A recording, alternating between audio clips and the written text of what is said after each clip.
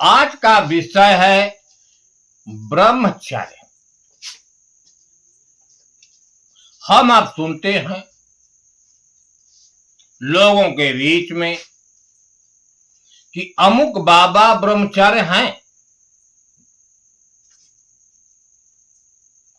अर्थात जो शादी नहीं किए हैं उनको लोग कहते हैं कि यह ब्रह्मचर्य है। इसी को लोग ब्रह्मचर्य मानते हैं। लेकिन संत इसको ब्रह्मचर्य की परिभाषा नहीं देते।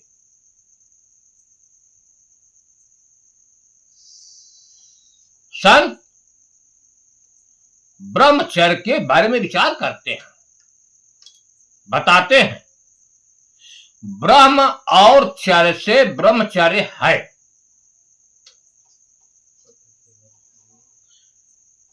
प्रश्न यही खड़ा हो जाता है कि पहले हम ब्रह्म के बारे में जानें कि ब्रह्म है क्या। तमाम शास्त्रों में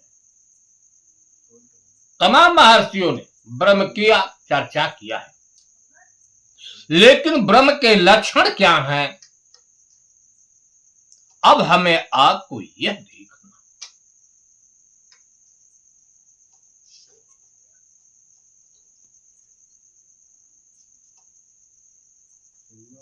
वेद की ऋचा है सत्यम ज्ञान अनंतम ब्रह्म। यह ब्रह्म के लक्षण है कि सत्यम ज्ञान अनंतम ब्रह्म। पहली है लक्षण कि ब्रह्म सत्य है। दूसर का वह ज्ञान स्वरूप है। तीसर का कि वह अनंत है, एक नहीं है, अनंत है। अब प्रश्न खड़ा होता है कि सत्य है क्या? सत्य किसे कहते हैं? क्योंकि ब्रह्म सत्य है, तो कौन सी सत्य है जिसको हम ब्रह्म मानते हैं? गीता में भगवान कृष्ण ने कहा, ना भावो विद्यते सतः, जिसका कभी अभाव न हो, जिसमें परिवर्तन की क्रिया न हो, जो नित्य है, शाश्वत है, वही सत्य है। अब देखें इसका प्रमाण कि कौन नित्य है कौन अनित्य है। इसका विचार हम आप शरीर तल पर करें, शरीर के बाहर इसका निर्णय नहीं हो पाता। लोग क्या करते हैं, खाली आकाश को ब्रह्म मान लेते हैं। अरे आकाश माने पोला, पोला कोई वस्तु है, कोई चीज है, इसी को लोग ब्रह्म मान लेते हैं, यही सत्य है। लेकिन यथार्थ में इस शरीर के अंदर पोला भी है और ब्रह्म भी है। चारों तत्व हैं इस शरीर के अंदर, आकाश भी है लेकिन ब्रह्म भी है। देखें यह शरीर जो है 5 तत्वों से बना है। इसका निर्माण रज और वीर से होता है। पिता के पास वीर है, माता के पास रज है। गर्भाशय में रज वीर का संयोग बनता है, पिंड बनना शुरू हो जाता है। पिंड बना, एक शरीर बनी, चाहे शरीर स्त्री की हो चाहे पुरुष की हो वरना नपुंसक की। शरीर यही बनता है, चाहे मानव में स्त्री भी है, पुरुष भी है और नपुंसक भी है, जो भी शरीर बने। लेकिन जब शरीर बनती है तो उसमें जीव आ जाता है। क्योंकि घर है शरीर, घर में रहने वाला घर नहीं होता, वह चेतन, उसी को ब्रह्म, उसी को राम, अनेक नामों से, कहीं आत्मा, परमात्मा, अनेक नामों से एक को ही लोगों ने कहा है। अब देखिए, मां के गर्भ में वही ब्रह्म है, वही चेतन है, उसकी चेतना शक्ति से शरीर चेतन हो गई, लेकिन शरीर में अनवरत परिवर्तन की क्रिया हो रही है, बढ़ रहा है। कुछ दिनों के बाद वह शरीर माता के गर्भ से बाहर हो जाता है। अब शरीर में अनवरत परिवर्तन हो रहा है। कभी बहुत छोटा था, बड़ा हुआ, बाल्यावस्थी, कुमारावस्था, जवानी, वृद्धापन, और एक समय ऐसा आएगा कि यह शरीर पांचों तत्वों में विलीन। अब यह देखिए, यह सत्य नहीं रहा, क्योंकि इसमें परिवर्तन की क्रिया हो गई। लेकिन इस शरीर में रहने वाला जो जीव है, शरीर में था, जब शरीर खराब हुआ तो शरीर से निकलकर बाहर हो गया है, वो उसका भाव नहीं है, केवल शरीर से बाहर हुआ, फिर शरीर मिलती है, फिर प्रवेश कर जाता है। अर्थात यही एक सत्य है, यही चेतन सत्य है, यही जीव सत्य है, इसी को ब्रह्म नाम से कहा जाता है। ब्रह्म सत्यम, यही सत्य है।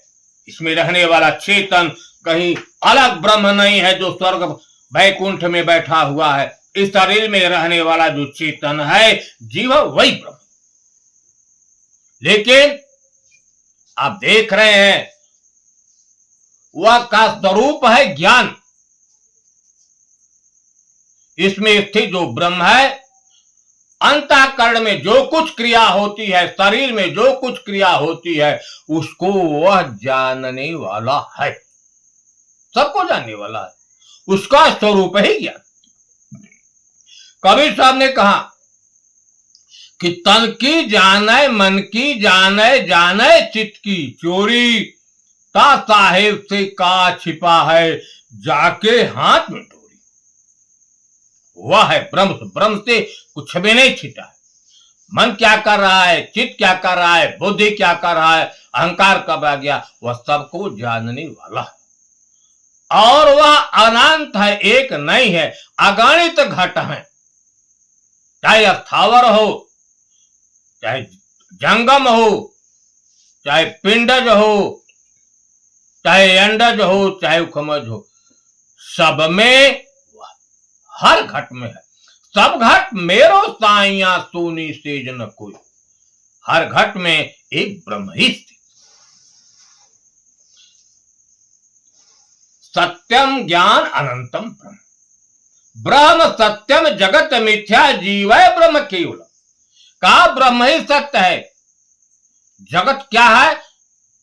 जगत किसे कहते हैं? जो गतिमान है, जिसमें परिवर्तन की क्रिया होती है, यह असत्य है, नाशवान है, परिवर्तनशील है। यथार्थ में इस शरीर में रहने वाला जीव ही ब्रह्म। आप देखें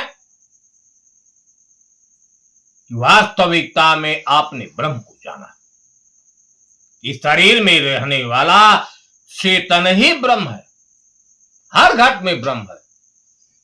कोई अलग स्वर्ग में बैठा ब्रह्म नहीं है, वेदांतों का सिद्धांत है।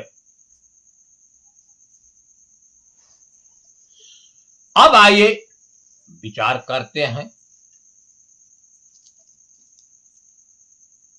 कि उसमें स्थिति चर्य, ब्रह्म को जाना, लेकिन चर्य माने होता है उसमें स्थिति, उसमें ब्रह्म में स्थिति।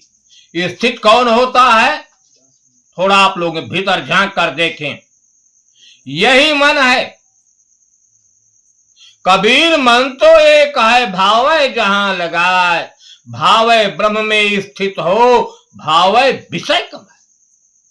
कबीर साहब ने कहा कि मन तो एक ही है, चाहे वह ब्रह्म में स्थित हो चाहे विषय में जाए। अगर ब्रह्म में स्थित है यही मन, तब वह ब्रह्मचर्य है। ब्रह्म में चर्या इसकी है, ब्रह्म में स्थिति है। अगर प्रकृति में स्थिति है तो वह ब्रह्मचर्य नहीं। जब ब्रह्म में स्थित होगी तब वह ब्रह्मचर्य होगा।